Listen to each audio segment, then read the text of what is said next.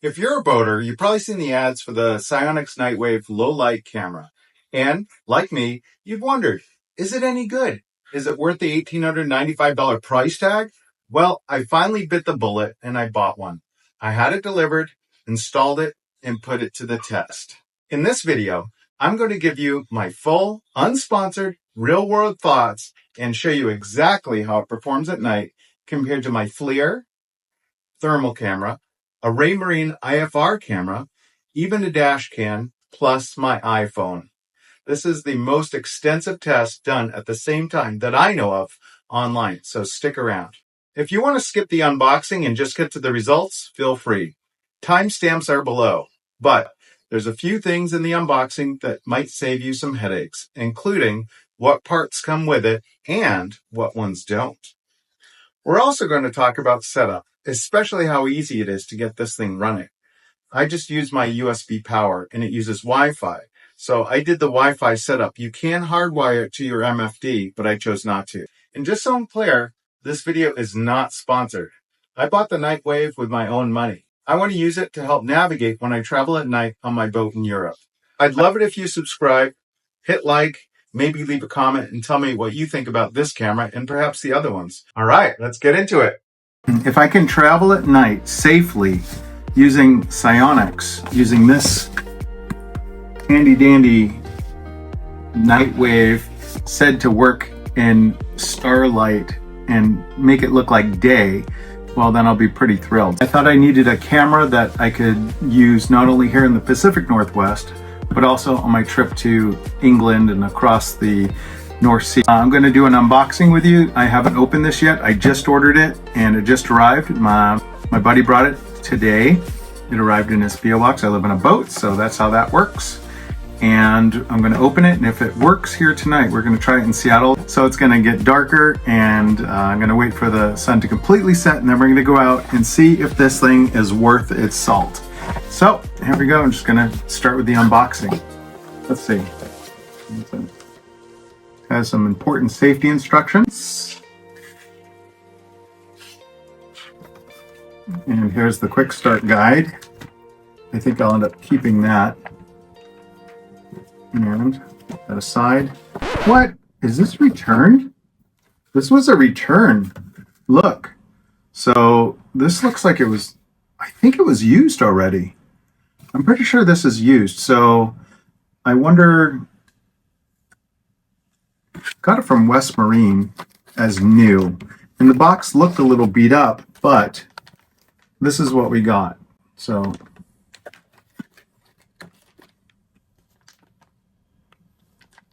connector cables. I wonder if everything's in. Yeah, this is definitely not brand new. So I wonder if it even works.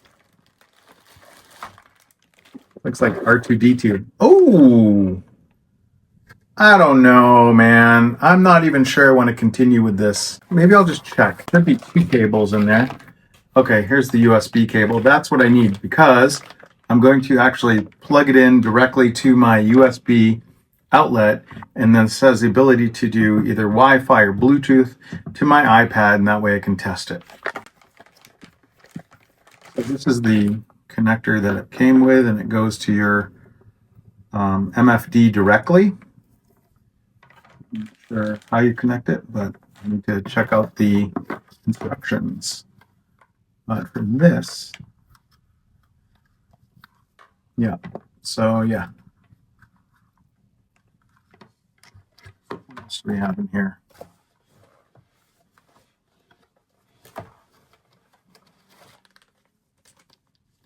Okay, came with the tools too.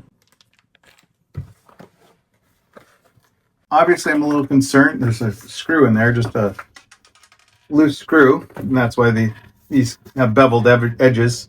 So in case I wonder what that goes to. First step is to get power to it, and the only way I'm going to do it without hardwiring it is to use the USB power cord. So this is the USB, and then you plug this and directly into the SIONYX at the bottom. So I have to replace this with this, and then we can go from there. I'll just plug it into the boat. That's where it gets its power from. Then I'll test it on my iPad. All right, so I don't know if you can see. Oh, there's that where that screw goes. So that screw goes there, and this it only has one in the bottom. So I believe what you do to get this cable out, does it come out? I think that must be. All right, so this is the cover. I'm going to zoom in on this one. This little cover here comes out. I'm just going to put those over there. And then it looks like this might pull out like that. I'm not sure, but I'm going to check it out. I mean, I'm going to remove this first. And I have another tool. Got my little screwdriver here. Little bag, little surgical tools. And then I'm going to unscrew. Oh, I gotta get that off too. So I'm sure this cover plate has to come off. Okay. Or if it's magnetic or not.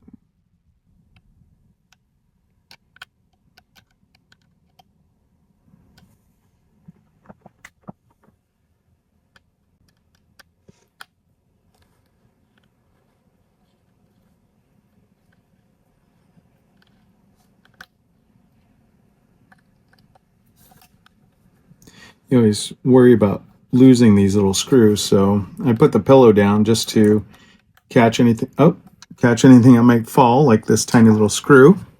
See that guy right there? And it's not magnetic, so I'm just going to put that over here with these guys, and then I'm going to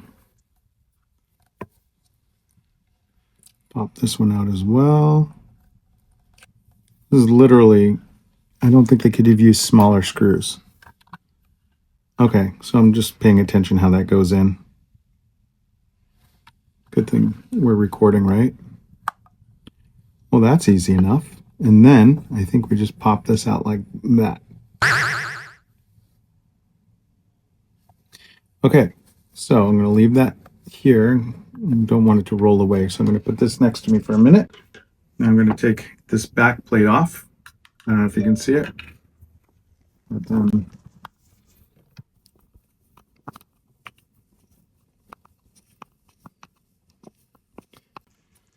this comes out just like that. Take off that grommet. And then you can just pull this through.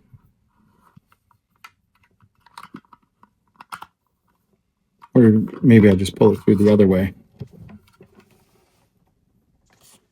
Take the long way home. So this goes on the bottom, I guess. And that's right. That probably goes on the bottom between the boat, the fiberglass, metal, whatever you have. If you want to switch and use the USB cable, then you have to put it through the base plate. Now, since we want this to come up through this side, we're going to put the USB side through first. There's really no other way to do it since it doesn't go through. So you have to do that first. It's not a big deal if you get it wrong, but we're going to try and do it right the first time. So it's a pretty good length. I'm wondering if you need to get a longer USB, can you then get a coupler and extend it longer? You may want to do that. I don't know. This I think is about, I'm going to go with about 10 feet or so. So here's the way we're going to do it. Since I want this part to come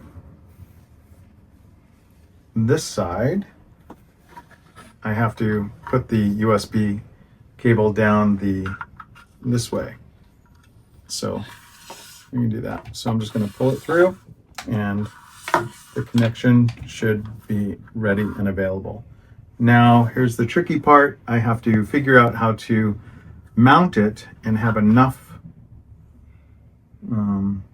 slack so that I can lay it down right, plug it in, and I have to make that little turn here. Says it's a DIY, so let's do it ourselves. All right, so what if I plugged it in first and worked my way back? Oh, notice, by the way, I did not read the instructions, so that's not really my jam. I mean, it is sometimes. Sometimes I wish my son were here. All right, so that locked in beautifully. It's pretty obvious how it goes in. I think what I'll do is I'll lock it down now. So I'm going to use this cover plate to secure this piece first, since I noticed when I started wrapping this around that this connection moves about. So I'm going to stick this on first and then just start getting my screws in there and lock her down. Righty tighty. Well, we're going to test this and we're going to see if it works. And if it doesn't work, then I'm going to send it back to West Marine.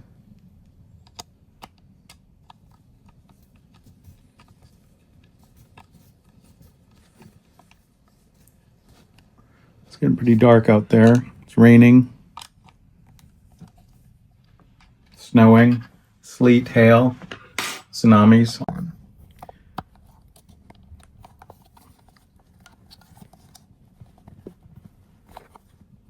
I see it looks like it comes this way. Just going to give it a little shove in there.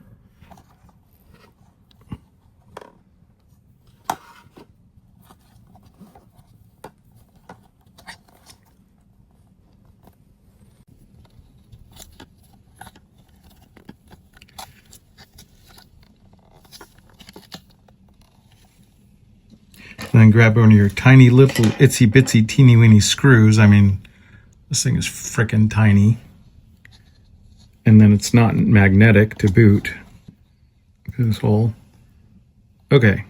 Then put this cable in.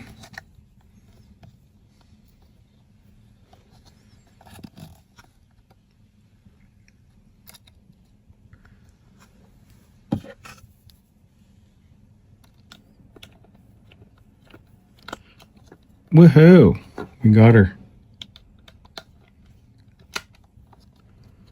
I'm pleased I didn't lose that screw. I think they should send an extra 20 of these.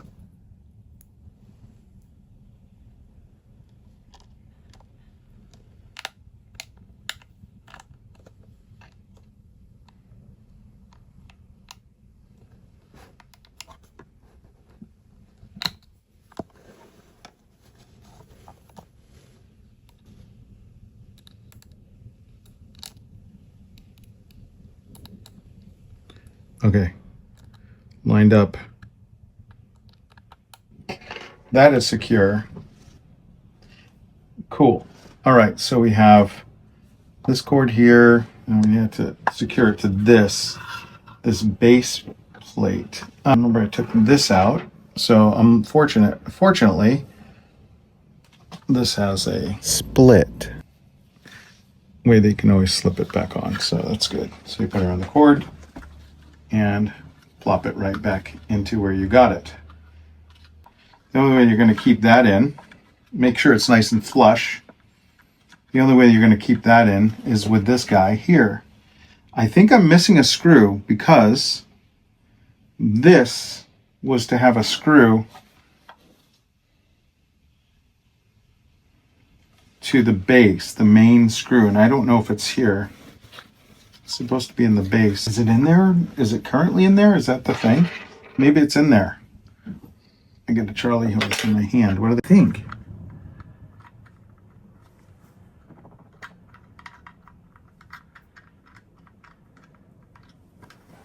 It sure is. I mean, the main screw, but I can't back it out.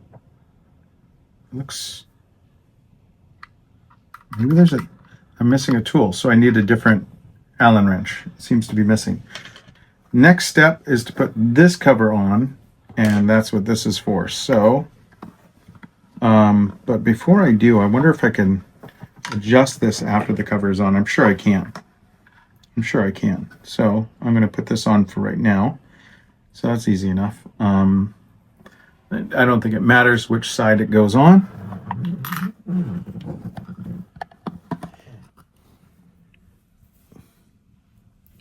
But, all right, so there's a couple of lips. I don't know if you saw that. You kind of tuck this guy in.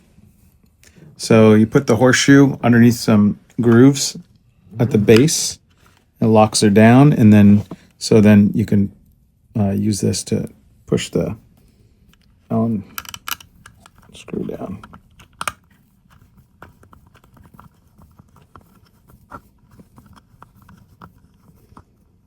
Looks like that's where, wait.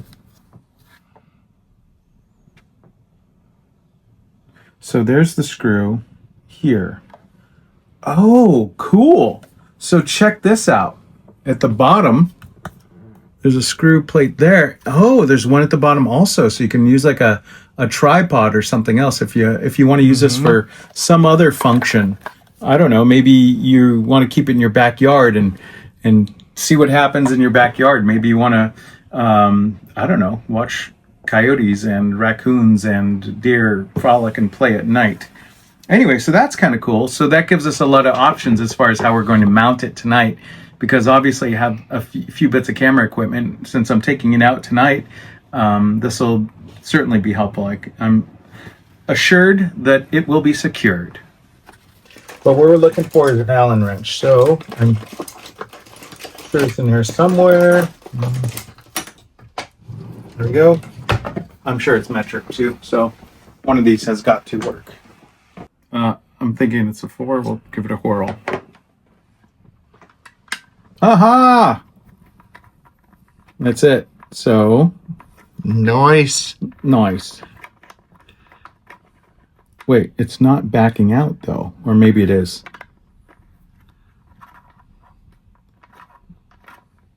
It is backing out.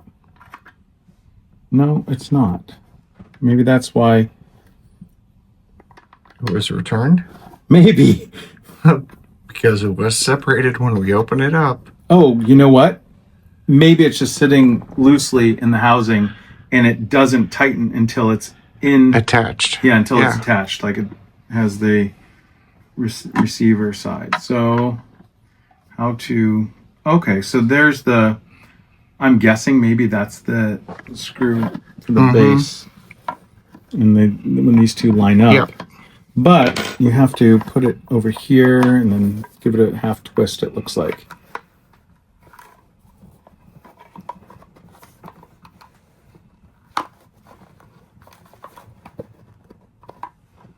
Yeah, because doesn't it lock in?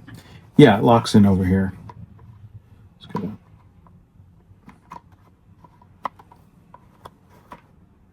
Okay, so there's an arrow. You line these two up. Okay, I'm gonna pull this out a little more. And then once you line those guys up, give it a turn. Boom, locked in. Nice. Yep. And so then you take your little Allen wrench that didn't come with it. I bet it does. I'm thinking it does. So anyway, we're just gonna tighten her down. Whoop. And so, yeah. So have you ever considered getting a SIONYX Nightwave? They're all over the internet. They also have the popular, what are they called, Cat and John? The night vision. What's the... Oh, the thermal imaging cameras, the FLIRs. FLIRs, whatnot. So this is not... Maybe it is going in, but I'm not feeling it locked down, but... Maybe it's not lining up, I'm not sure. I mean, it's on there pretty well, but someone could still.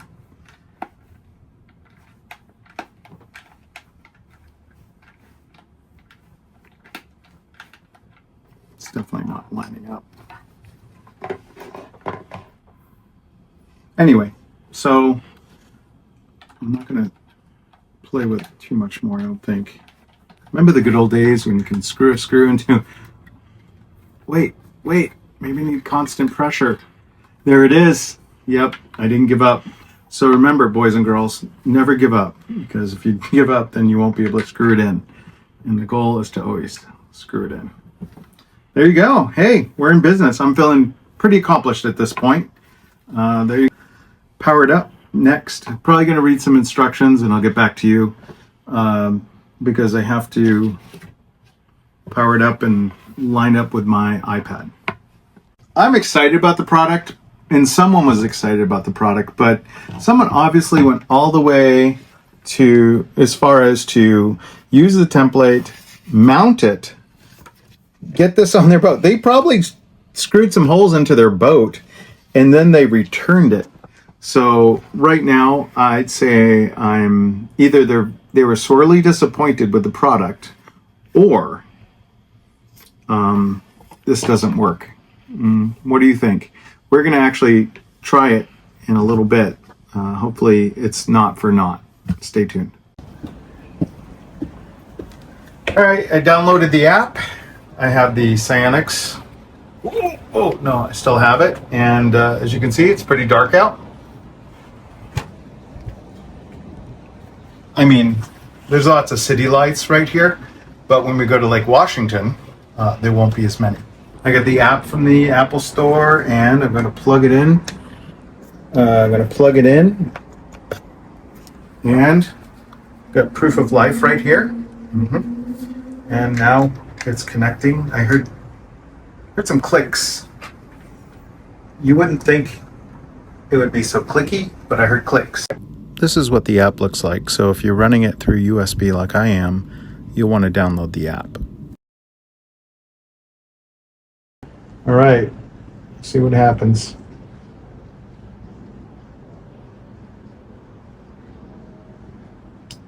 Ooh.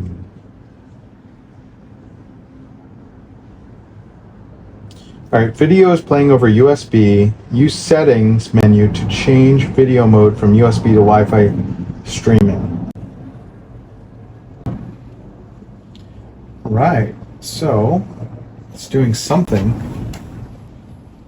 We decided to actually call it a night tonight. It's about 9:30 p.m. and we're gonna pick it up again tomorrow. So between tonight and tomorrow, I'm going to work on a mounting solution that not only will work for this boat, will also work for Zeother, my boat that's in England, since we're taking it there. And by the way, it weighs about 2.5 pounds. It's not very heavy. It seems like a nice little unit.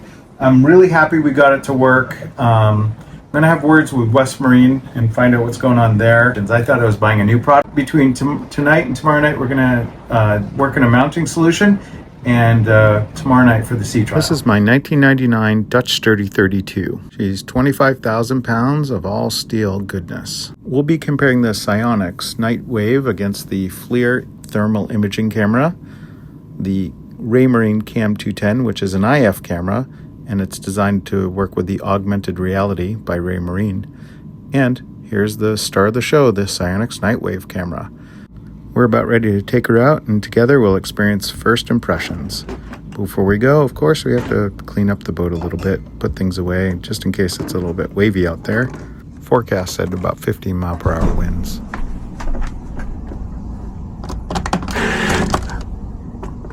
What the hell?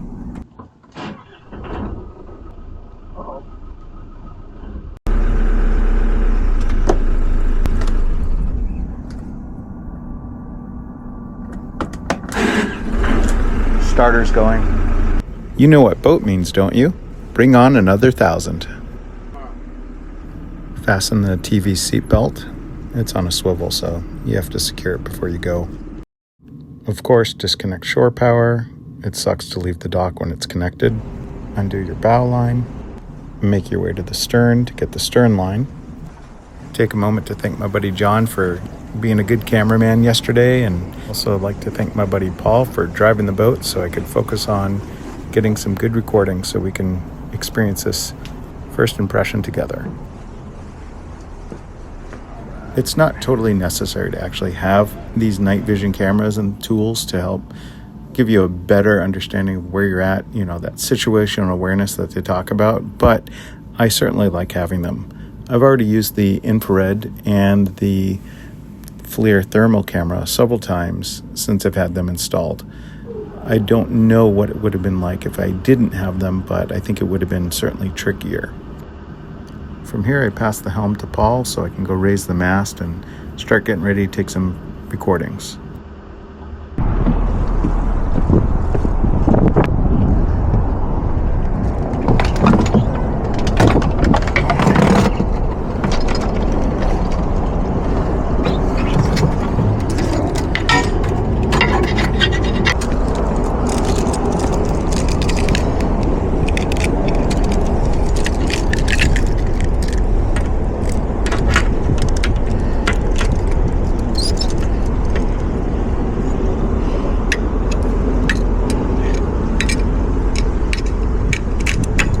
This is being recorded with my iPhone, and when you zoom in, it's much brighter.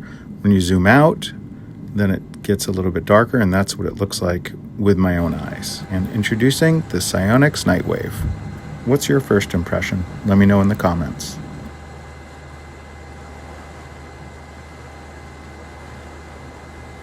This is the Raymarine Cam 210 infrared camera. It shows up as black and white at night. I think it's funny because the dash cam seems to be doing a better job than any of them. This is just a cheapy red tiger from Amazon. This is the iPhone Pro Max 15 zoomed in. I think it does an adequate job, but trying to hold your phone and steer at the same time would be challenging. Here's what it looks like with my own eyes.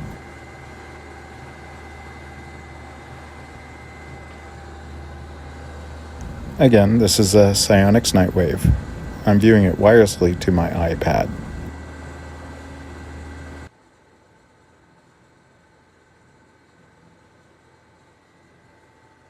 The iPhone does a pretty good job when you zoom in, and then when you zoom out, that's what we see, pretty much.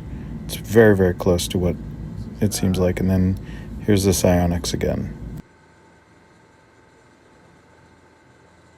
This is the FLIR thermal imaging camera. It has a very narrow field of view, by the way. I'll switch to the Cam 210, the infrared camera. Interestingly, I picked up an AIS target. It was Island Chief. Tug pushing a barge.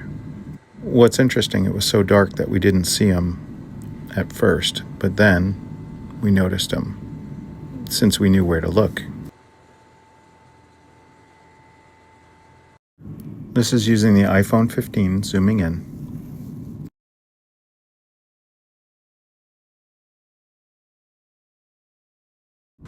Here we're looking into the SIONYX again, and it looks like the barge and the tug blend in with the background. Not a lot of contrast there. This is what Island Chief looks like using the thermal imaging camera by FLIR. Excellent contrast, and you can even see its prop wash. And this is what it looked like when we looked out with our own eyes. It seemed like at some point the iPhone 15 stopped being able to actually capture enough light to give us an enhanced view. Then I moved the camera a little bit to another angle, and I was able to pick up some more light somehow. There it is. So at this point, I was losing confidence in the iPhone 15 as a night vision option. This is the FLIR thermal imaging, and I'm going to switch over to the Raymarine Cam 210. I like the 210. I think it gives us a pretty broad field of view. It's not as clear as the SIONYX, but I think it's completely adequate. Certainly better than my own eyes.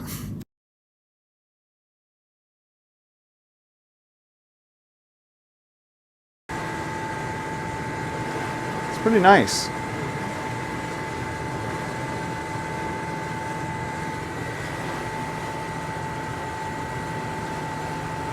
Now we're aiming for the 520 bridge, and you can see the color is pretty accurate. Not bad. This is the thermal imaging camera facing the 520 bridge as well, and I'm going to switch and put it back on the Cam 210.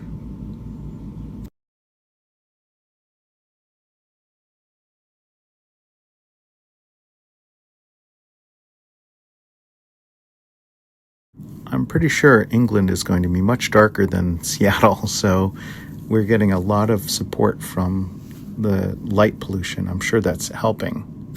This is the dash cam facing forward. Sorry about the reflections. I didn't think about that prior, but next time if I do this, I'll definitely make sure and turn those off. Here we're going under the 520 bridge, and what we're looking for are these barrels that they have laid out.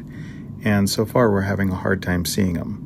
But you can just now see them. They're coming into view. We're going to use these barrels to help determine which camera is best, or just see the difference between them. Here in the SIONYX, you can already make them out. There they are. Pretty clear. Whether you're going north or south, those barrels are super duper hard to see at night with your own eyes. The thermal imaging camera does a great job of picking them up. They're really high contrast here. Also, if you're in an MOB situation or man overboard, the thermal imaging camera is fantastic for picking up those heat signatures. The SIONYX easily picked up the speed buoy. These are also pretty hard to spot with your own eyes at night. I remember hitting one decades ago when it was so dark I couldn't see it. And now you can see it by eye, and you can see how well it's lit up there. So it's much, the camera's picking up a lot more on the buoy. Oh, definitely. Yeah, you can't see it at night.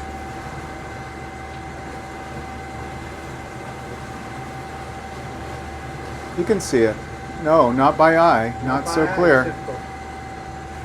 What really surprised me was that this cam here, we're actually using the rear cam portion of the dash cam kit. And you can actually see off to the port side the orange cans. It shows up some color. You can see all the way back to the I-80 bridge, which is, it seems to have great definition. And so, now I'm thinking, why don't we just go find one of these cameras that for a dash cam and use it as a night vision cam for boating. So I'm going to test out a few. Let me know if you'd like to see that video, and I'd like to bring one or two to England as well. I'm curious to know how well they'll work in much darker conditions. Yeah, if there was a rowing shell out or something like that, you wouldn't see it. It's dark. Not with the lights, the shadows, you'd have a hard time seeing it, for sure.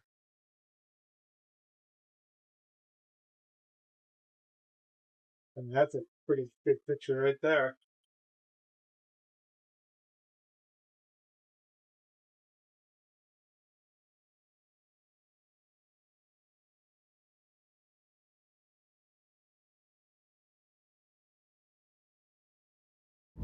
At the end of the day, these cameras are great, but there's nothing like a good chart plotter. Back in the day, people used charts, and even before that, they used dead reckoning and they were finding their way around. But I think these tools really help us be safer and reduce the chance of an accident. I think they're great. I think where the SIONYX really shines is going to new ports, somewhere you've never been. It can give you that little boost of confidence that you need. Well, that I need anyway.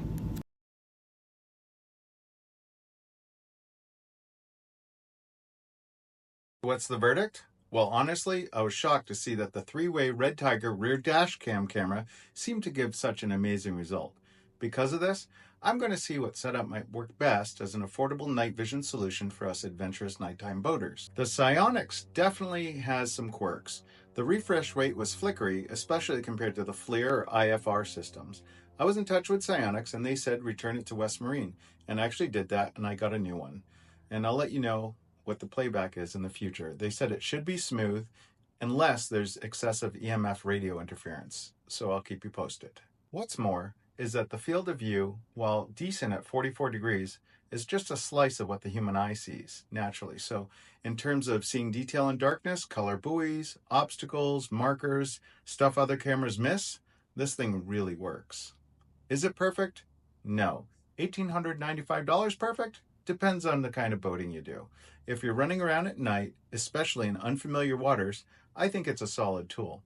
If you're more of a daytime cruiser, save your money. One thing to note, while looking at my MFD or the iPad, they definitely affect your night vision. It's ideal to use it as a reference without depending on it solely. So you want to keep that in mind. For me, the Nightwave actually fills a gap none of the others do. It's not a replacement for navigational skills or radar, but it's another tool in the toolbox. I'll keep testing it, even try it in near total darkness. I'll keep playing with the settings as well, and I'll let you know what I find out. Thanks for watching. I'm Captain Gary. Subscribe if you like this kind of random boating content. I wish you safe travels, and I hope to see you out there, even if it's pitch black.